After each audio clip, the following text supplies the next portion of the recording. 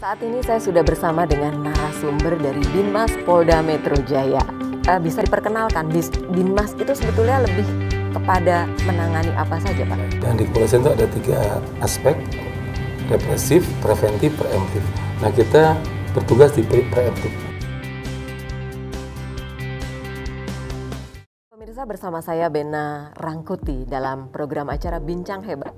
Kita sudah bersama dengan narasumber untuk hari ini. Bicara dengan Polri tentunya identik dengan kepolisian.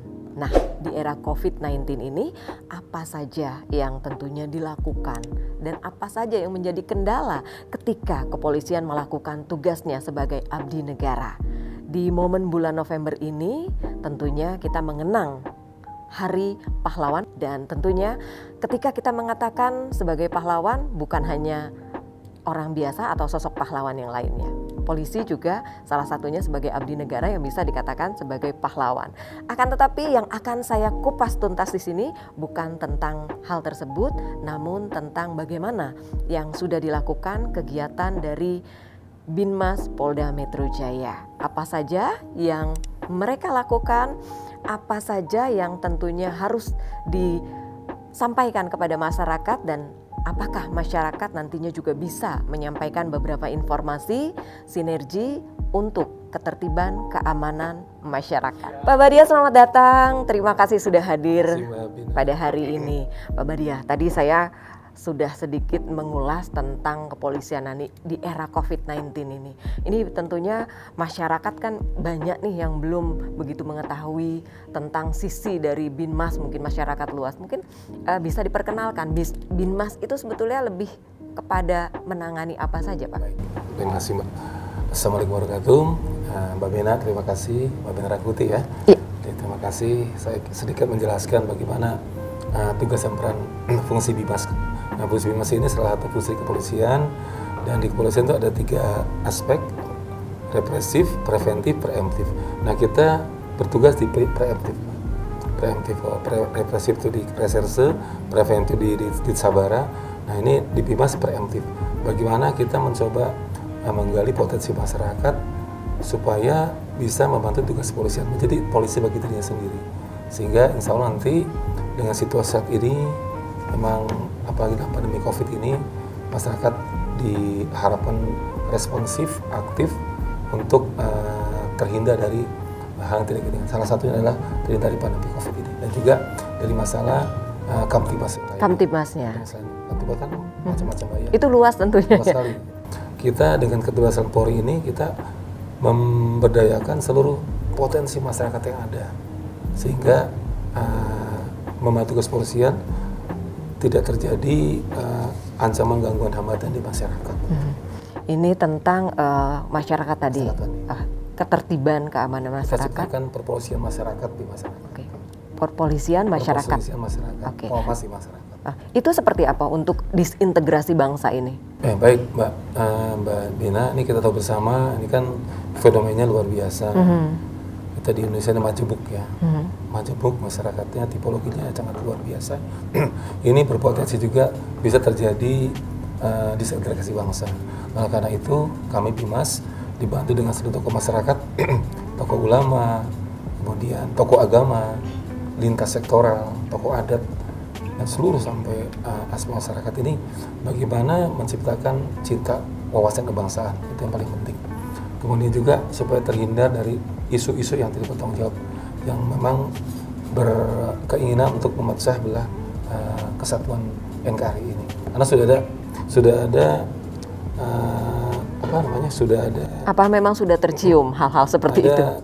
Gejala-gejala seperti gejala ya. Ini sudah ada terjadi seperti itu, dengan ditandainya banyaknya terjadi kerusuhan, banyaknya adanya tawuran di mana-mana. Juga anak-anak muda pelajar kita ini sangat rentan sekali diikutsertakan dalam demo pelajar. Kan sudah kemarin kita amankan beberapa pelajar yang ikut demo yang berharga anarkis gitu.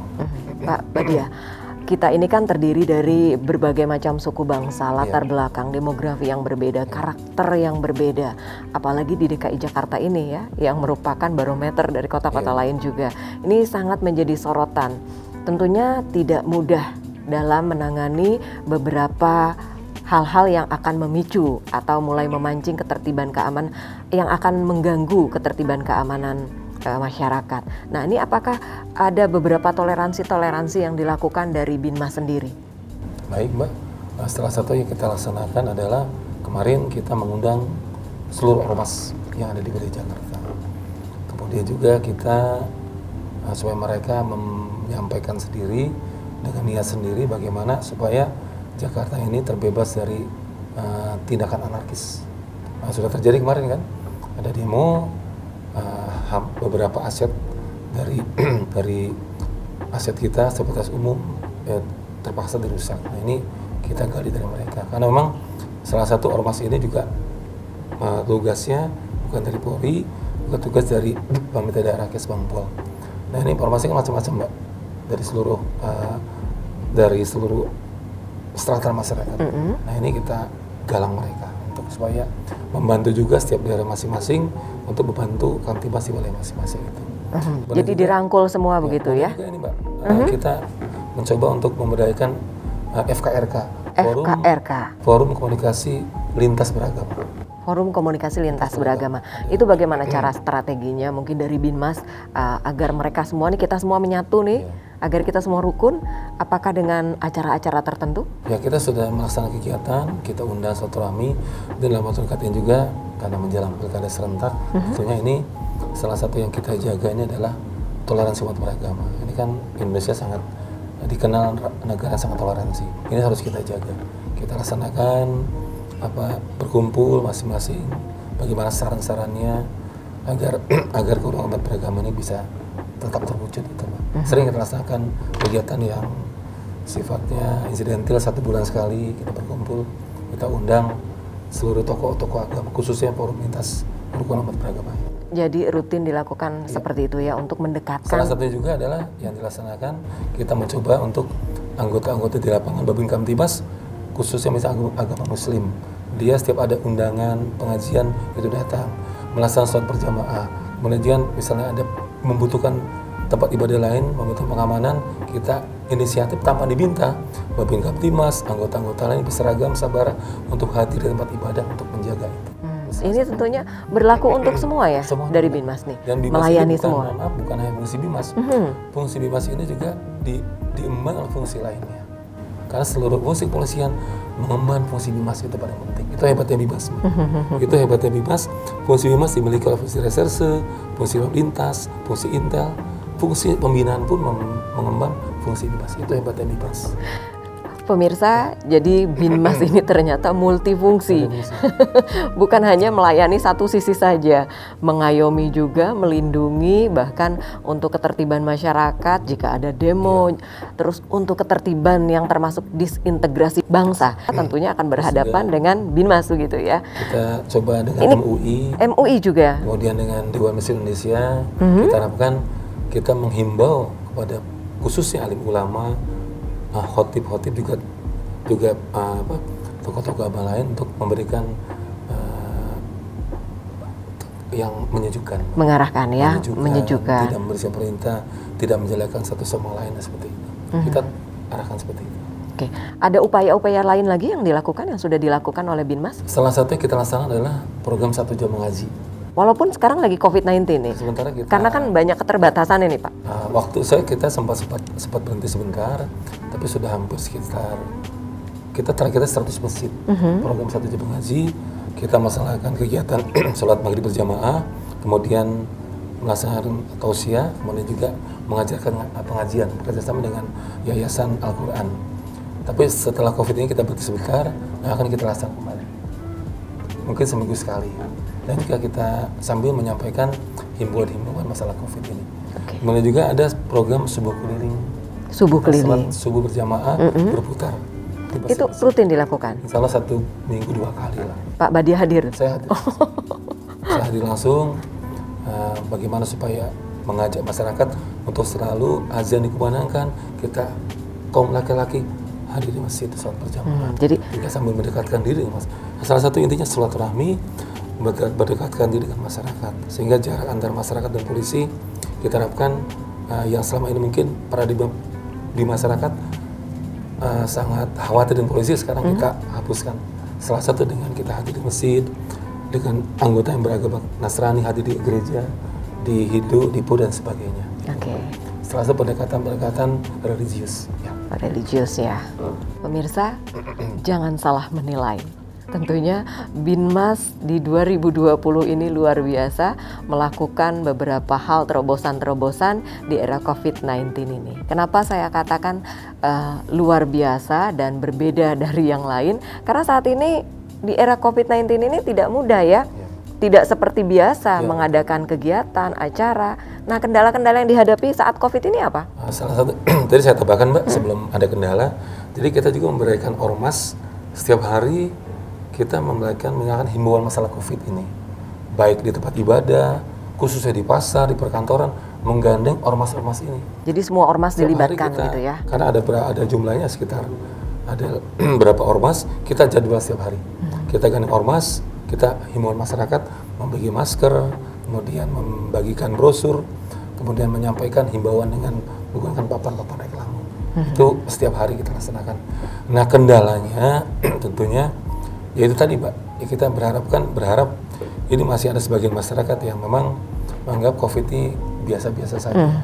Ada seperti itu. Nah, ini kita yakinkan pada masyarakat bahwa pandemi COVID ini ada. Ini angkanya kan sekarang sudah mulai naik lagi. Nah, kita berharap seperti itu. Nah, kendalanya itu Mbak, kendalanya masyarakat yang memang yang belum memiliki rasa disiplin. Kemudian juga keterbatasan kita untuk menjangkau daerah-daerah yang slum area dan sebagainya. Nah, bantuan kita butuh ormas-ormas itu, ormas masyarakat. Kemudian juga kita juga sampai saat ini program Bapak Kapolda Metro Jaya untuk melaksanakan memberikan kampung jabat tangguh. Kampung jabat tangguh. Jabat tangguh. Kampung jabat tangguh. Jadi kampung jabat tangguh ini diharapkan semua masyarakat dari mulai yang mohon maaf serata menengah, dewasa, anak kecil itu sudah memiliki kesadaran, situ terjadi ada kesadaran di situ. Itu adalah salah satu beberapa kendala ya. Salah satu kendalanya masih ada kurang yakinnya masyarakat, kurang kepercayaannya bahwa COVID-19 ini benar-benar ada gitu. Jadi kurang kesadaran juga untuk 3M itu ya, menjaga jarak, mencuci tangan, menggunakan masker. Baik, iya, ini kan memang tadi ada kendala-kendala ya ketika mau melakukan sosialisasi, menjalankan tugas sebagai abdi negara. Nah, tentunya ada nggak masyarakat ini kan terkadang tadi jangan ada jarak di antara kita. Nah, sekarang jangan ada jarak antara masyarakat dan kepolisian. Ada nggak masyarakat boleh bebas gitu menyampaikan informasi atau datang ke Binmas, itu seperti apa? Sangat boleh sekali. Makanya mudah-mudahan nanti dipimpin Wadir Binmas kami membuka akses mungkin dengan Instagram atau bisa langsung media sosial begitu ya? Media sosial, webinar, kita menampung seluruh aspirasi masyarakat. Oleh karena salah satu kegiatan kita datang ke masyarakat itu ingin tahu apa sih kira-kira pesan khusus kepada kepolisian, apa keluhannya. Karena memang dirasakan masyarakat masih belum berani menyampaikan unek-uneknya. Bagaimana supaya mengurangi rasa kekhawatiran terhadap terjadinya gangguan kejahatan di masyarakat ini. Karena dalam hal ini Binmas tentunya tidak bisa sendirian begitu ya, membutuhkan peran serta, peran aktif masyarakat juga. Tadi yang terakhir tadi yang masalah apa tadi? Ada fenomena masalah yang sekarang sedang sedang tentu masalah begal sepeda. Itu bagaimana? Sekarang ini juga marak, ini mengenai keamanan, ketertiban masyarakat. Nah, keamanan ini akhir-akhir ini sering terjadi gangguan keamanan di mana ada berita bahkan kejadian-kejadian tentang begal, jambret. Nah, itu apa yang dilakukan antisipasinya? Baik, tentunya dari segi penegakan hukum sudah dilaksanakan dan kemarin sudah ditangkap beberapa pelaku kejahatan begal yang merasakan masyarakat. Dan dari segi preemptif Binmas, kami dari mulai dan khususnya para Babin Kaptibmas di lapangan, karena kita memiliki sekitar hampir 500 Babin Kaptibmas di lapangan, kita sampaikan himbauan kepada masyarakat.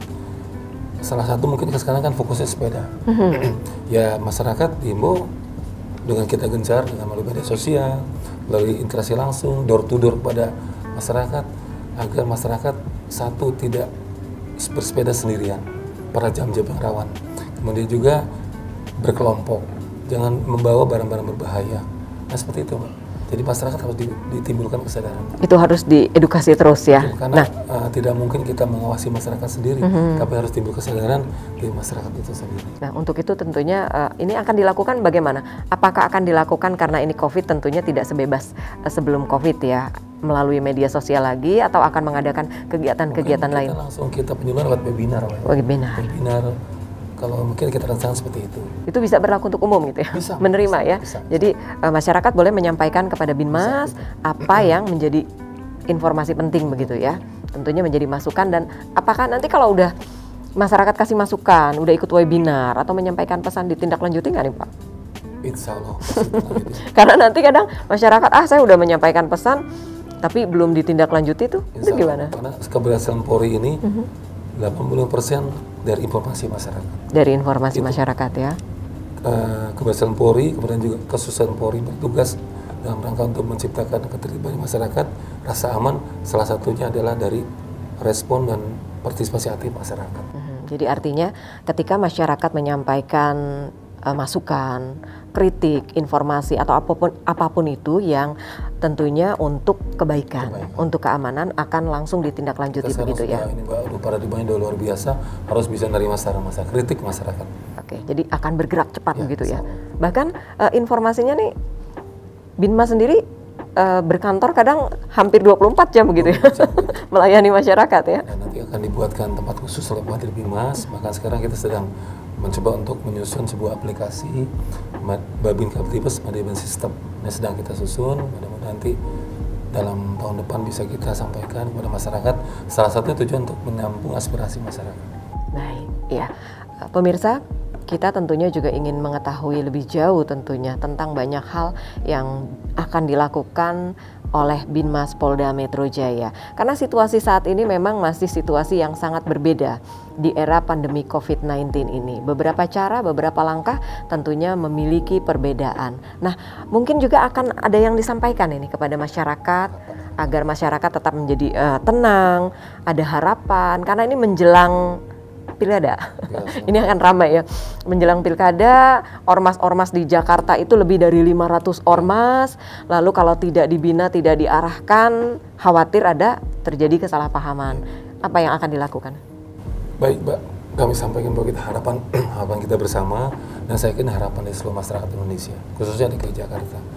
Kami himbau khususnya ini kepada kaum milenial dulu. Iya. Kaum milenial agar selalu berhati-hati mencermati seluruh informasi yang bisa didapat dari medsos. Karena banyak informasi kalau kita tidak cerdas, kita tidak hati-hati, langsung direspon kepada masyarakat yang tidak benar, Pak ya. Itu bisa berakibat kurang baik. Karena masyarakat sekarang khususnya para kaum milenial ini kan kritis, cepat sekali bisa terus dan sebagainya. Istilah dari ulama harus bertabahin dulu, itu untuk kaum milenial. Nah, untuk masyarakat yang usia seperti saya, bapak-bapak, ibu-ibunya, tolong awasi anak-anaknya, karena sekarang kita harus betul-betul dan harus tahu juga teknologi, Pak. Jadi kita nggak bisa membiarkan anak-anak kita tiap hari pegang handphone. Harus kita awasi betul sedang baca apa yang bersangkutan. Kita tidak tahu, mungkin ada literatur rubrik yang mengarah kepada kebencian, hate speech, atau konten masalah radikalisme. Itu bisa saja terjadi. Atau juga konten-konten yang belum sesuai dengan umurnya bisa terjadi. Kita harus hati-hati. Kita mungkin harus betul belajar untuk IT, melek hukum, melek IT. Kemudian juga yang terakhir barangkali harus jaga persatuan, kesatuan, kemudian perbedaan pasti ada. Nah, harus seringkali menghormati, itu saja harus menghormati dan ciptakan betul rasa. Dengan situasi pandemi ini kita harus belajar untuk istiqoroh, belajar untuk peduli pada sesama. Itu Mbak, itu yang paling hebat. Jadi salah satu hikmah dari pandemi ini kita belajar peduli, ya, betul, peduli pada sesama. Karena banyak sekali sekarang yang berbagi dan sebagainya. Mungkin itu, Mbak. Baik, jadi disintegrasi bangsa, toleransi umat beragama, menjaga kebersamaan, kedamaian. Mari bersama-sama masyarakat boleh menyampaikan saran kritik dan juga menyampaikan hal-hal yang perlu disampaikan kepada kepolisian untuk ditindaklanjuti.